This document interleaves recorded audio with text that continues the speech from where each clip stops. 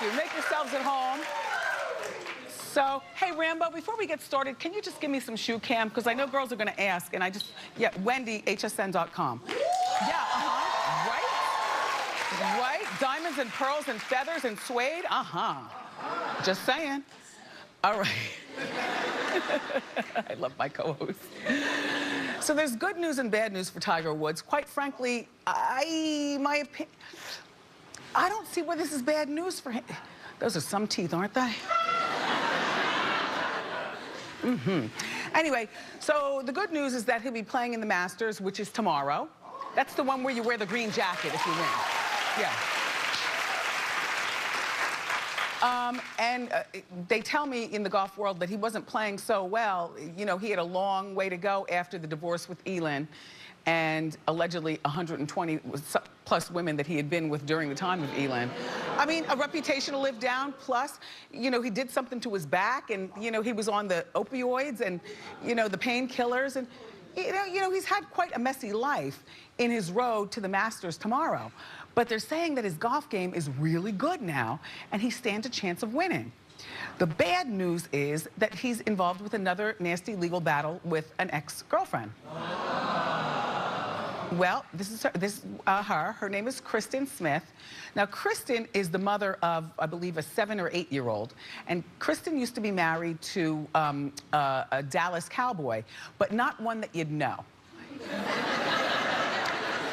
You know, I don't know. Do you know him? No. Well, neither do I, but I can tell. Okay.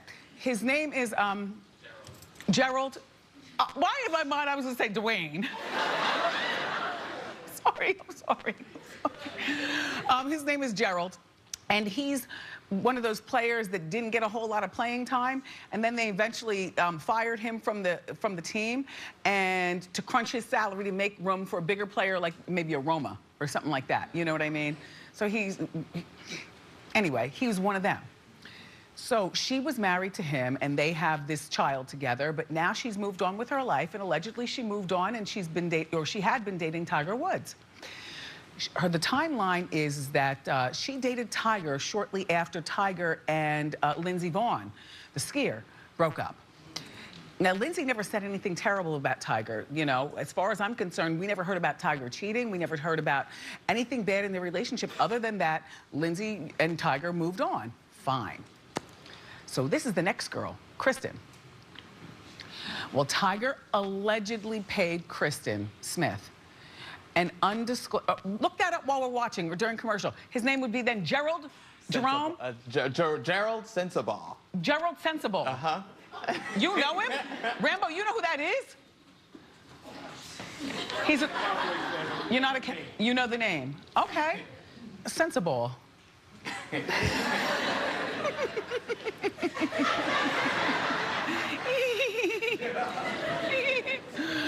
Anyway, so Tiger allegedly paid Kristen, this woman, to sign a non-disclosure agreement when they ended their relationship earlier, or, you know, last year, like in the summertime. So we were on hiatus. I couldn't tell you about this because we were on break.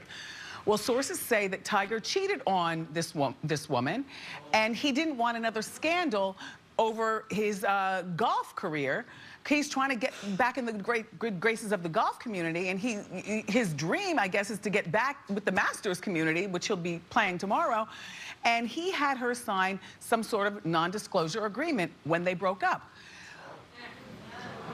Well, that makes you wonder, why do you need to sign a non-disclosure agreement? What does Tiger do that we don't, why? Well, I can tell you this. He was in some sort of car accident and hurt his back. We read about this in the news. And her number was the number, the emergency number. There he is. Damn. Looking worse for the wear at the police station. She was at the mall shopping. She's the one who got the phone call from the cops, and she was the girlfriend at the time. Kristen wants to now throw out the non-disclosure agreement. I would imagine, you know, like the Stormy Daniels thing, everybody wants a moment, you know, throw out the agreement, lets everybody talk. I say Tiger, well, first of all, and Tiger is threatening to release pictures of her. And supposedly these pictures, well, we'll probably love him, but her parents probably wouldn't. You know what I mean? Her child probably wouldn't. The teachers will probably judge her different at the school. But here's the thing. What else could Tiger possibly have to hide? Why did you even offer her a non-disclosure agreement? This is a woman that you were dating. When you date somebody, you're dating. If by chance you cheat on that person, but you're not in love, but you're just dating that person, then oops, things happen. You're a jerk, and then you just break up with Kristen, and then you move on. But why the agreement? Why did you, the golf community already looks at you as a good player, but you've already disgraced your name enough in terms of 120 women, and you know what I mean? Like, where do you go from there? I say, Tiger, let her do what she wants. You better focus on that Masters. Because anything that Kristen has to say, I don't really care about, because it's only gonna be her words. See, he's got the pictures, and I don't know what the pictures are, but he's got pictures on you, Kristen. You don't wanna go down that road, do you? Because you can tell us that Tiger, you know, likes sex with chimps, or Tiger, you know, likes, you know, four-way sex. It's nothing at this particular, but I wouldn't be shocked at any of it at this particular point. Just go on about your life, Kristen. Sorry you lost him. Tiger, you're a cad, but good luck tomorrow.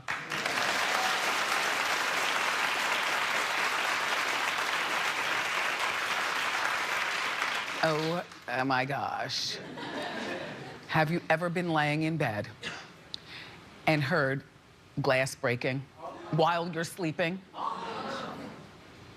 Tales of the hood. Well, Viola Davis almost got robbed while she and her husband were asleep in their bed. Right? Now look, she and her husband, Julius, all right, the bedroom is on the second floor, but the bedroom has one of those, you know how the rich people have those big balconies, like Gone with the Wind, and they wave to the birds and all the poor people down below. Hi, poor people, eat cake. But so she and her husband's bedroom is on the second floor, and they were asleep.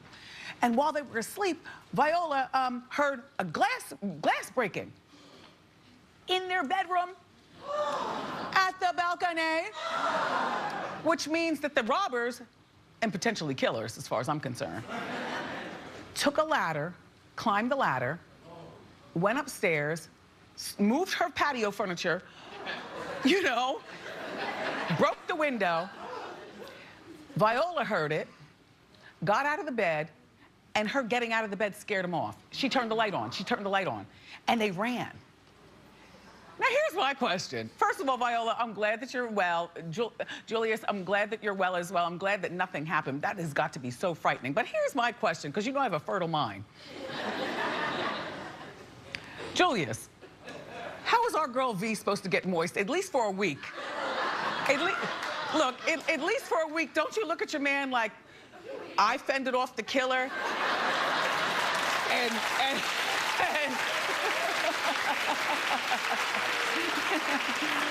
I mean, you know, when you love him, it's all a joke, it's all like tongue-in-cheek, but really, for a quick second, don't you look at your man like, well, wait a minute, there were two men standing there with ski masks and glass on the floor. You like me going to bed like this, so they saw all this. Or I wonder if she looks like Viola when she's sleeping. Is there cold cream? Is there hair, you know, in the drawer? Is there a head tie? A lot of people don't look like they look on TV when they're sleeping, you know what I mean? Was she wearing panties? Well, cops got the surveillance footage and they took 3 men in hoodies and gloves. She fought 3 men. Julius.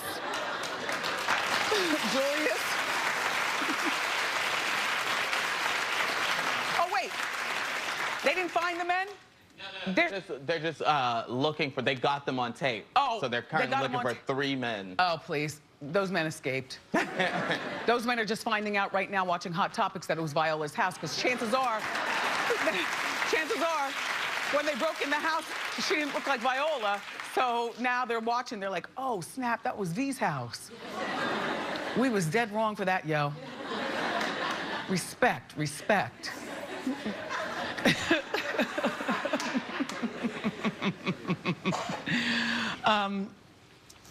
So, you know, that Kris Jenner never ceases to amaze me in her quest for pimping out her family.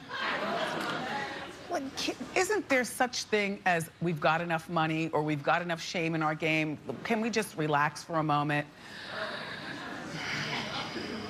So she is alleged to want to do a spinoff about Kourtney and Scott, which we talked about that in Hot Topics. I might have given her the idea. I talked about that. I said that would be the spinoff to do, except no real mother would want to do something like that, knowing that Scott is out here running around with an underage Richie. She's not underage, she's 18. So she's of age, but she can't drink.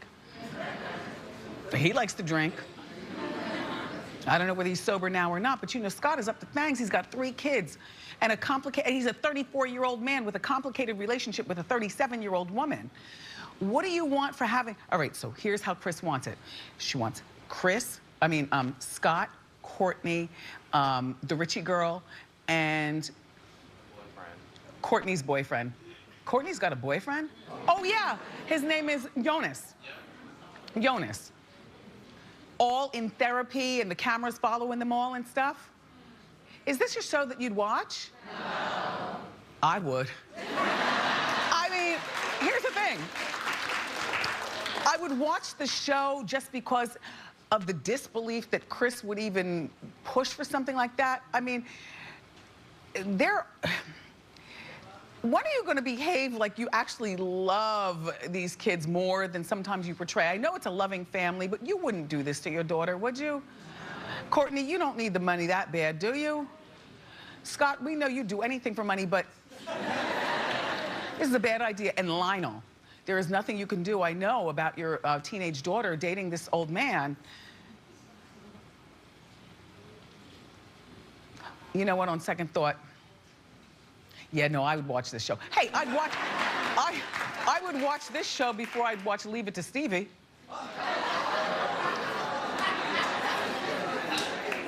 Because they're trying to portray him as being this perfect father.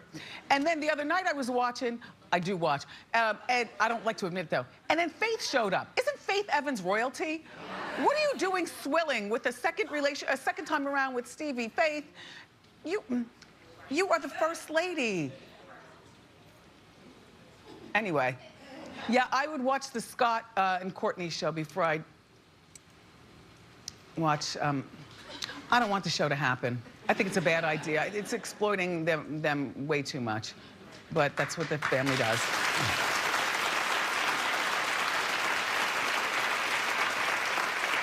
Speaking of that family, because somehow everything in Hollywood relates back to the family, so Simon Cowell's former fiance.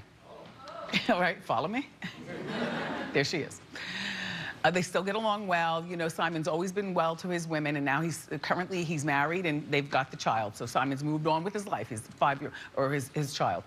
Anyway, Simon Cowell's former fiance, this is her.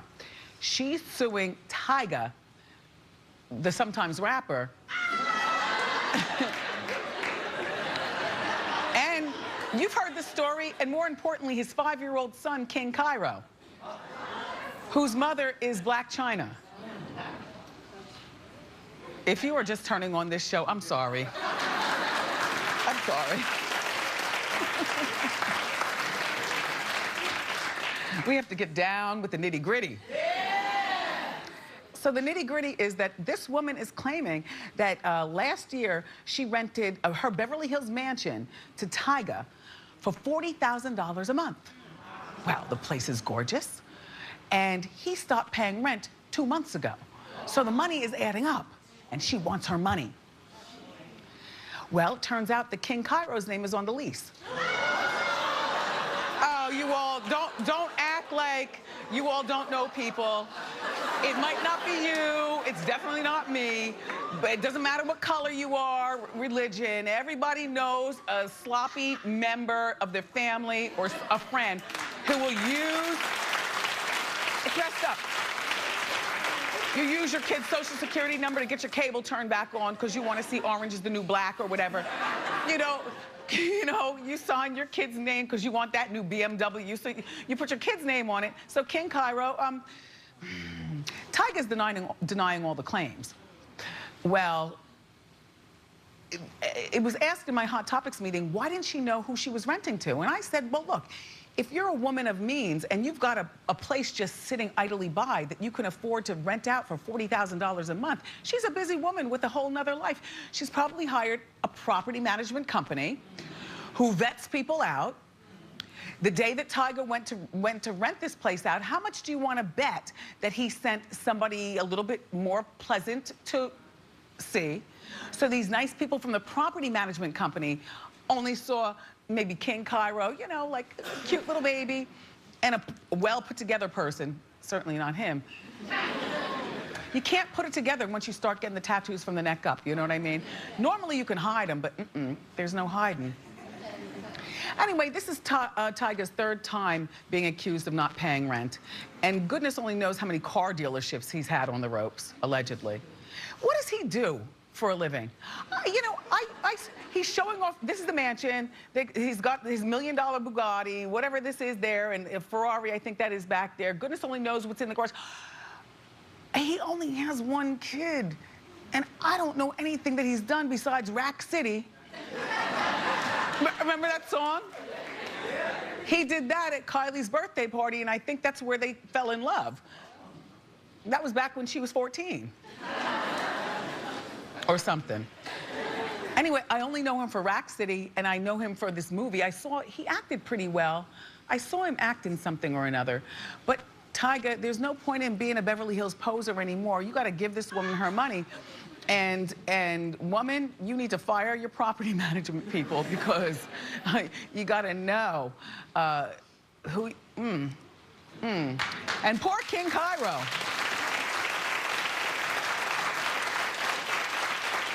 Now his credit's messed up. He won't be able to apply for financial aid or anything like that. Nobody's going to want to rent to him. These days, you know, they check your credit just to get car insurance. Do they do that where you are? They do that. They check your education background and they check your credit just to drive a car with insurance. Oh, King Cairo, you're only 5, but you're already behind the 8 ball. And anyway, everybody, we've got more great show for you today. The candidate for governor of New York State, Cynthia Nixon, is here. So grab a snack and come on back.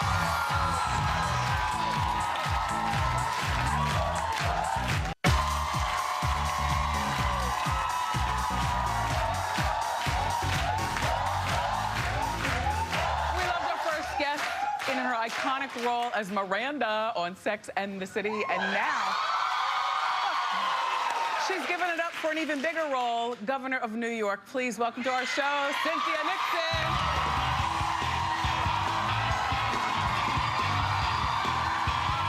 Hello. Hi. How are you? Good, nice to see you again. Thank you for having me. Yes.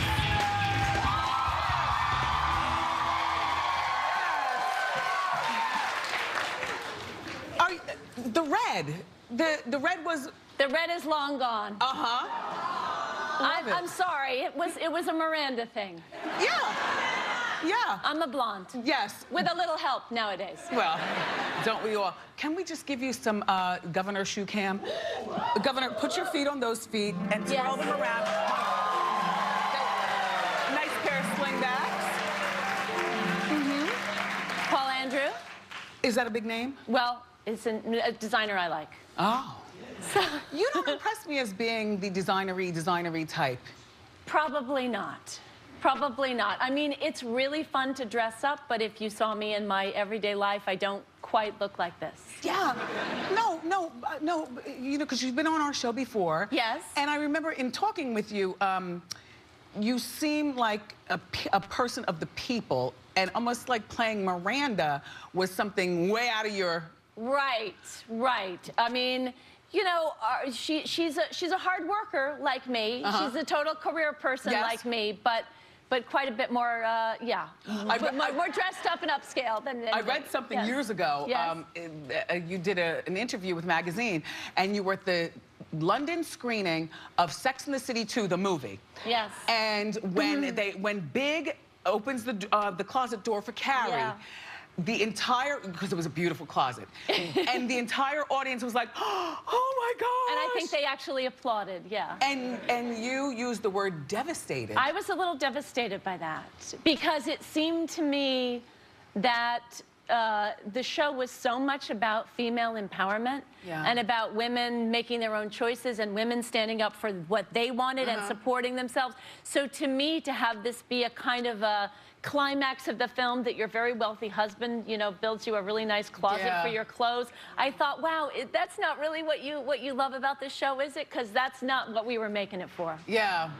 Well, we love it nevertheless. We love the clothes. I'm not saying we don't love the clothes. Well, you're an she's an Emmy Award winner, you know, an Emmy Award winning actress. An Emmy, you've got the Grammy, you've got the Tony. You are one Oscar away from being an EGOT. Yes, only one small Oscar away. But so you're big. A lot of people probably didn't realize that you got for spoken word the Grammy. Yeah, An Inconvenient Truth, Al Gore's book. I recorded it. Yes, yes. So you're very celebrated in your own way, you know, in your field of acting. Why take on politics? Why the governor? Well, I love New York.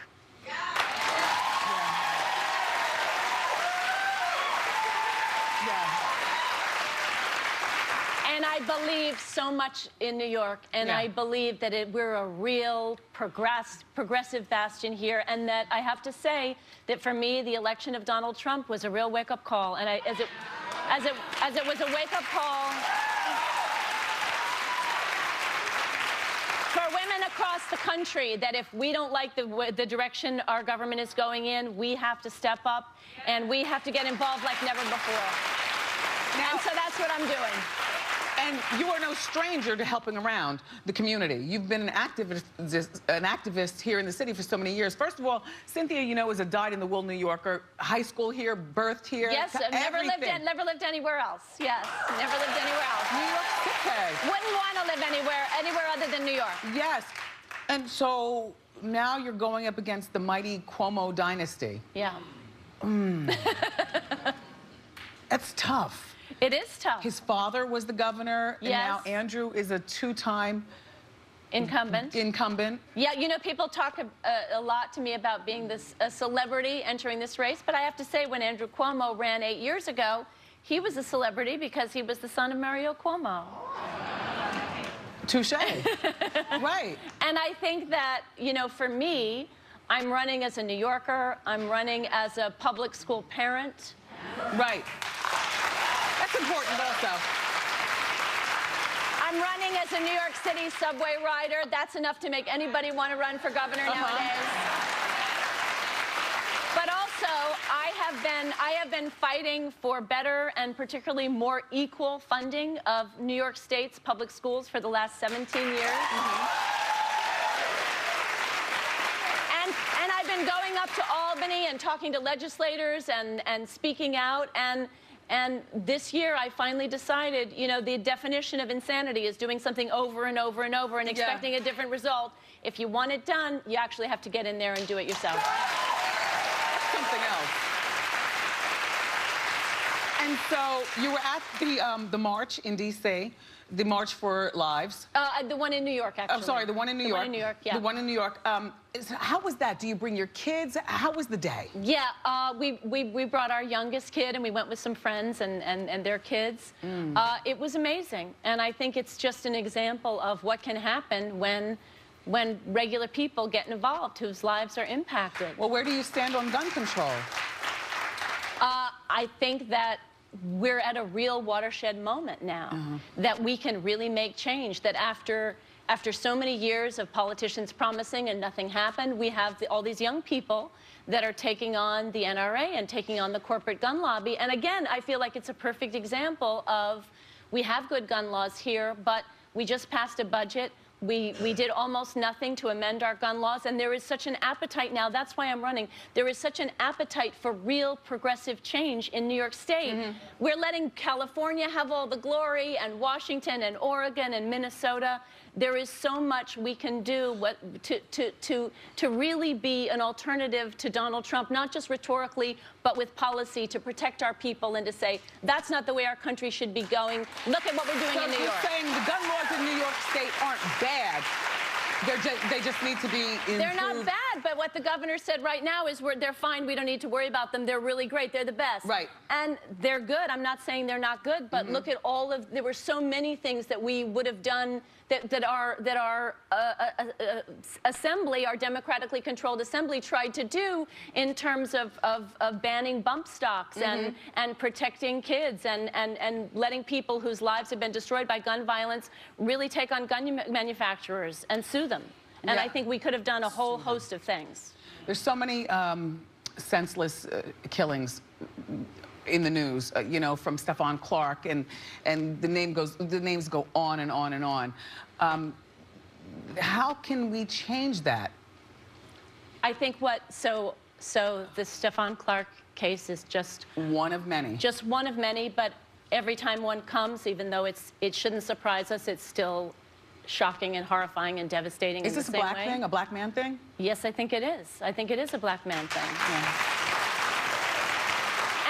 And I was impressed with what Stephan's brother Stevante said, that how proud he was of Sacramento, of his city, and how people turned out and made this case a national one and brought attention, because I think too often our elected leaders, they will talk about killings when it's a lot of, you know, children in a school, but when it's young black men of color who are being shot by the police unarmed, I think if we're going to say Black Lives Matter, we have to mean it, and we have to implement change.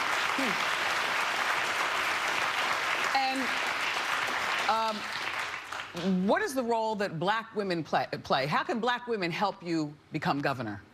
Well, so black women for a long time, and never more, I think, visibly than nowadays, they are the cornerstone, they're the backbone of the Democratic Party. And we need to let them lead, because look what they did in Alabama. Look what black women did in Alabama. Yeah. Look at how they supported Hillary Clinton in a way that white women didn't at all. And in Albany, I have to say, one of the many things that's wrong with how Albany is working is we have an amazing African-American woman who is the leader of the state Senate Democrats, right? And yet again, the budget was just passed. Yet again, she was excluded from those negotiations. Wow. There were 4 men in a room. They were working on a host of issues. They keep promising she's going to be let in the room. She is not. They were working on a sexual harassment policy. One of the men in the room has been accused of sexual misconduct. He was allowed to weigh in. And the top female legislator in this state was barred. That's not okay. It says a lot. And by the way, the stats show that 90% of black women voted for Hillary. And so our vote is very important. Yes. And so... But black women are going to stop showing up for the Democratic Party if the Democratic Party doesn't start showing up for them. It can't just be that we remember the importance of black women at Election Day and forget it the rest of the year. We can't have We're going to hold you to that. Yes. So now Please look, I don't live in New York, I live in New Jersey. What are you going to do about a $16 toll back and forth from New York to New Jersey? And when are the bridges going to be fixed? And what is going on with the tunnels? Help us, Governor, help us. Yes. From Jersey to New York. We need to invest in infrastructure. We need to invest in infrastructure. And so now all 3 of your co-stars from Sex and the City are totally behind. All 4, because I'm totally behind it too. You're totally behind too. How do you, let me just have another moment, please. I'm talking to the governor. How does your family handle this? Because this is not just a you thing. Yeah. I mean, Cynthia, you've been married to Christine for a few years. Yes. You have 2 kids from a previous relationship, and then you have a child with Christine. So you have a 3-children household. Yes, yes. Precarious ages. Yes, very different ages. So we've been talking to them about it quite a lot, and in, you know, over a period of months, and in 3 very different ways, because we've got a 7-year-old, a 15-year-old, and a 21-year-old. A 21-year-old's going to be like, Mom, even though I don't smoke pot, I can't be around the other kids who smoke pot. I'm not catching a contact. Well, if we legalize it in New York, you know. I didn't want to ask, Governor. I was just asking. So you're for the legalization of marijuana? I For the good, not the evil. Absolutely, for the legalization of marijuana. Let's capture some of that revenue. Now, how are you?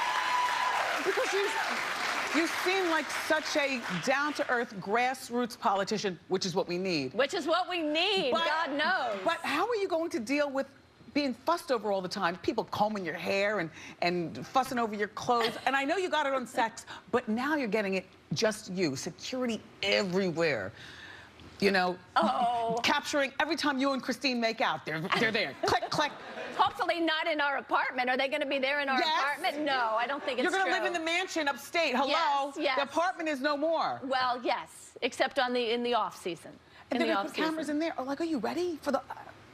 You know, as I said before, I love New York State, and there's so much we can do here. And if the stuff that you're talking about seems a really, really small consideration and small sacrifice when we think about everything we here in New York could do to lead this country back in the right direction. There you go. Cynthia Nixon, everybody, she wants your vote. Thank you so much for being here. And look at the political handshake. We don't handshake, we hug. Up next, everybody, we got spring's hottest makeup trends. Don't go far.